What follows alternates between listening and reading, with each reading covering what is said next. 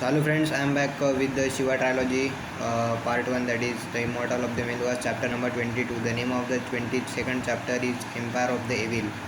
And Empire of the Evil here depicts the Chandravanshis and that leader Dilipa. And Daksha has declared war against Chandravanshis, but Parvateshwar also knows that the thing is they would have started attacking on the Suryavanshi army. So Parvateshwar says that it would be difficult for us to fight against, because uh, there have been first of all the soldiers, and then the whole decision is that the Vikarma army will try to stop the Chandravanshi army for 2 days, and that will be raided by Drapaku. And after that there's a discussion between Sati and Shiva of thing that Sati is pregnant and Shiva is gonna be father, and so that will be the reason why Sati will not be fighting.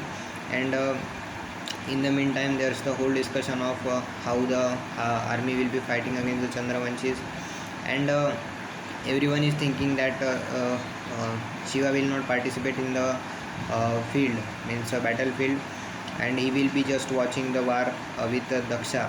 And Daksha also offers the same for Shiva, but Shiva says that it would be better for him to fight than just to sit, and he just means resist his emperor for the same. And for that reason Parvateshwar gets means overwhelmed for this action of Shiva, and he for the first time he calls Shiva Lord. And that's the end of this chapter.